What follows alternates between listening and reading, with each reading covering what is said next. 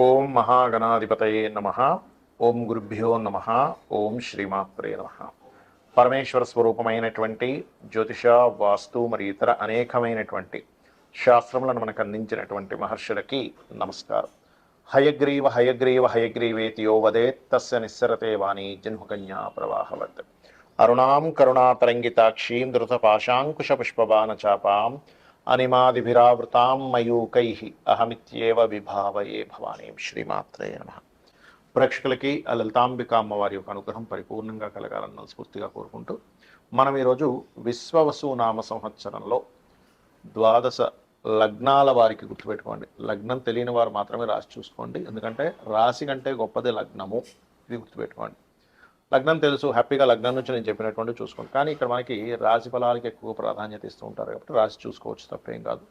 అయితే అందరికీ కూడా ఏంటంటే ఈ సంవత్సరం విశ్వవసు నామ సంవత్సరం ఎలా ఉంటుంది, మనకి పంచాంగంలో చూసుకున్నట్లయితే ఆదాయము అంటే వాళ్ళకు వచ్చే ఇన్కమ్ ఎంత, వ్యయము ఖర్చు ఎంత అవుతుంది, అదేవిధంగా రాజపూజ్యము అంటే మనల్ని మెచ్చుకునే వాళ్ళ పరిస్థితి, మనకి రెస్పెక్ట్ఫుల్గా ఉండేటువంటి పరిస్థితులు ఎలా ఉన్నాయి, అదేవిధంగా అవమానము, మనం ఎక్కడైనా సరే కొన్ని తప్పిదాలు చేయడం వల్ల మనం ఎక్కడ డిసప్పాయింట్ అవుతాము, ఇబ్బంది పడతాము అనేటువంటి విషయాలు పంచాంగంలో ఇస్తారు.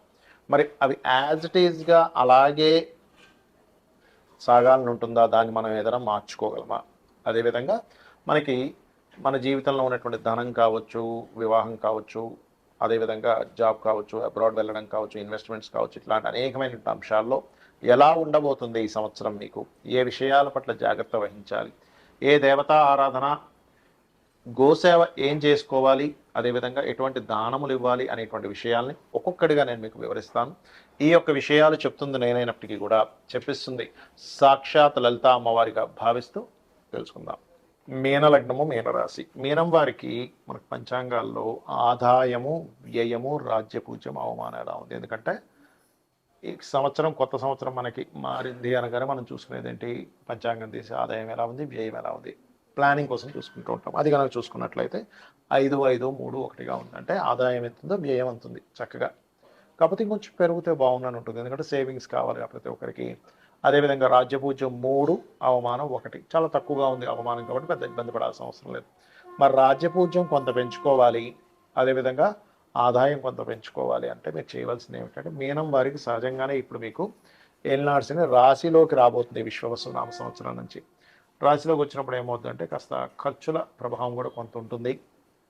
అలాగే ఈ ఇన్వెస్ట్మెంట్స్, కొత్త ఇన్వెస్ట్మెంట్ చేయడం, కొత్త ఖర్చులు, ఓవర్గా మనకి చూడండి ఉన్న స్థితి కంటే ఇంకొంచెం ఎక్కువ బాధ్యతలు నెత్తిన పెట్టుకుంటాం.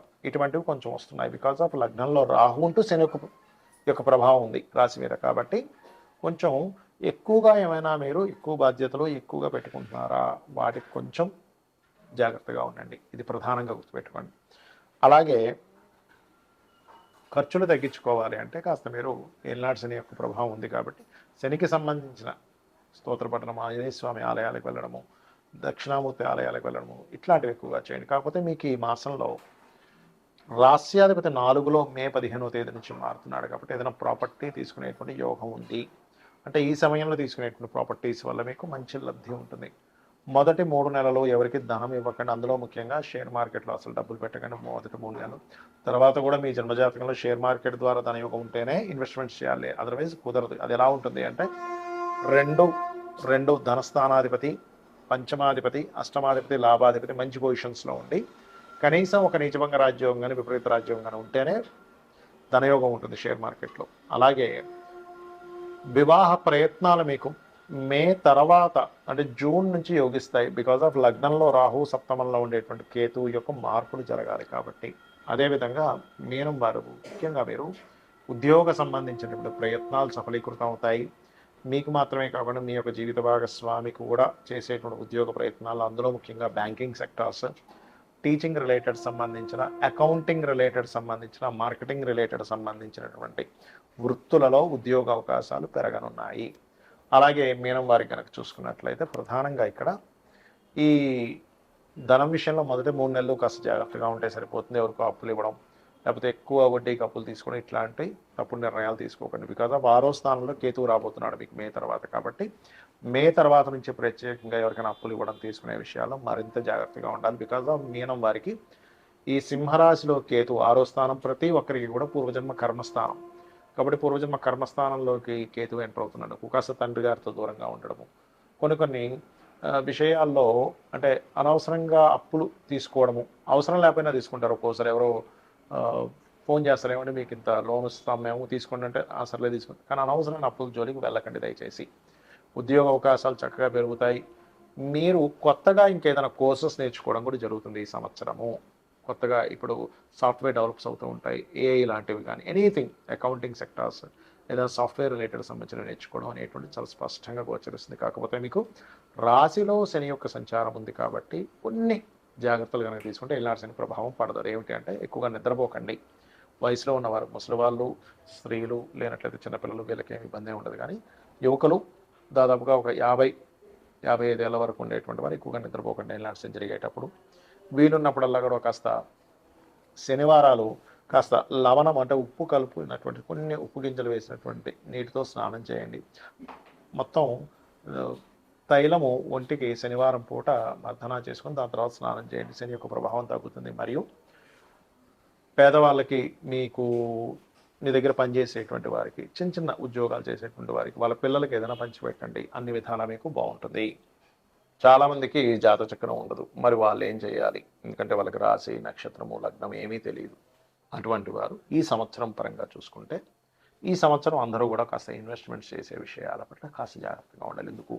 సహజంగానే కర్మకారకుడు సహజంగా 12వ స్థానంలో ఉన్నాడు. అంటే ఒకసారి 1-4 సార్లు దాన్ని అనాలిసిస్ చేసుకుని ఇన్వెస్ట్మెంట్ చేయండి. అది గృహం మీద, స్థలం మీద, బిజినెస్లోనా, షేర్ మార్కెట్లోనా, మ్యూచువల్ ఫండ్స్లోనా అనేటువంటిది కాకుండా ప్రతిదాన్ని క్లియర్గా మీరు అనాలిసిస్ చేసి, నేను దీంట్లో ఇన్వెస్ట్మెంట్ చేస్తే అంతవరకు కరెక్ట్ అనేటువంటిది ఒకసారి అనాలిసిస్ చేయండి. ఎందుకంటే రాబోయేటువంటి కాలం, ఆల్రెడీ 3 సంవత్సరాల క్రితమే నేను మీకు హెచ్చరించాను, రాబోయేటువంటి కాలం జాబ్స్ తక్కువ, సొంతంగా మనం చేసుకోవాల్సిన సమయం ఆసన్నం అవుతుంది అని 2.5-3 ఏళ్ల క్రితమే హెచ్చరించినటువంటి వీడియోలు ఉన్నాయి యూట్యూబ్లో, చూడండి కావాలంటే. ఎందుకంటే శని నీచ పొందేటువంటి స్థానం వైపు ప్రయాణిస్తున్నాడు కాబట్టి ఇప్పటికీ మించిపోయింది ఏం లేదు, ఇంకా 2.5 సంవత్సరాల తర్వాత వెళ్తాడు అక్కడికి. కాబట్టి మీకు ఇక్కడ కనబడుతూనే ఉంది చూడండి, జాబులు తగ్గుతూ ఉన్నాయి. అంటే మనం ఓన్గా ఏం చేసుకోగలం, మన టాలెంట్ ఏంటి, ఒక్కొక్కరిలో ఒక్కొక్క గొప్ప టాలెంట్ ఉంటుంది. ఒక వ్యక్తికి మ్యూజిక్ వస్తే ఇంకో వ్యక్తికి చెస్ ఆడడం బాగా రావచ్చు, అందులో టీచింగ్ వెళ్ళొచ్చు. లేదా ఒక వ్యక్తి మంచి ఫుడ్, ఒక వ్యక్తి మంచి క్రియేటివిటీ పర్సన్ అయి ఉంటాడు, ఇంకో వ్యక్తి మంచి ఫైనాన్షియల్ గైడింగ్ ఇచ్చే వ్యక్తి అయి ఉంటాడు. మీలో ఉండేటువంటి టాలెంట్ ఫస్ట్ మీరు గుర్తించి ఈ వైపు మార్గాన్ని ఫస్ట్ ఎంచుకోండి. అలాగే ఎవరికైనా సరే మనకి జాతచక్రం లేదు, మాకు తెలియదండి, మాది ఏలినాడు శని నడుస్తుందో, అర్ధాష్టమ శని నడుస్తుందో, అష్టమ శని నడుస్తుందో తెలియదు అనుకునేటువంటి వారికి ఒకటే చెప్తా, నిత్యము ఉదయము సాయంత్రము అమ్మవారికి దీపారాధన లేదా మీ ఇష్టదైవానికి దీపారాధన, పంచోపచార పూజ చేయండి. అంటే గంధము, పుష్పము, ధూపము, దీపము, నైవేద్యం. జస్ట్ మనస్ఫూర్తిగా ఒక్క 10 నిమిషాల్లో మీకు పూజ కంప్లీట్ అవుతుంది. ఖచ్చితంగా మీకు ఎటువంటి ప్రభావం, మీ జన్మజాతకంలో నాకు ఏలినాడు శని ఉందనో, లేకపోతే పలానా గోచారంలో ఉండేటువంటి గురుబలం లేదనో, లేనట్లయితే ఒక్కొక్కసారి ఏమవుతుంటుందంటే కాల సంతోషం, ఇట్లాంటివన్నీ భయాలు పెట్టుకుంటారు అనవసరంగా. అటువంటి భయాలు ఏమీ పెట్టుకోకండి. చక్కగా గ్రహస్థితి ఎలాగున్నా నేను అమ్మవారి పాదాలు పట్టుకున్నా, నా శివుణ్ణి నమ్ముకున్నా, లేదా నారాయణుని నమ్ముకున్నా, నా ఇష్టదైవాన్ని నమ్ముకున్నా, నా ఇష్టదైవమే నన్ను చక్కటి మార్గంలోకి తీసుకెళ్తుందని మీ పనులు మీరు చేస్తూ కూర్చుంటాను. అనవసరమైన భయాలు పెట్టుకోకండి. అలాగే ఇక్కడ ఒక చిన్న టిప్ ఇస్తాను, ఏంటంటే వాస్తుపరంగా ఎప్పుడు కూడా మీకు ధనాభివృద్ధి కలగాలి అంటే ఉత్తరంలో ఎటువంటి బాత్రూమ్స్, లెటర్న్స్ ఉండకూడదు. ఉత్తరంలో వైట్ కలర్ ఉండేలా చూసుకోండి. ఖచ్చితంగా మీకు 100% కూడా మీకు మీ యొక్క ఫైనాన్షియల్ గ్రోత్ పెరిగి తీరుతుంది. అలాగే ఆగ్నేయంలో కూడా వాటర్ లేకుండా కాస్త ఒక గ్రీన్ బల్బ్ ఉండేలా చూసుకోండి.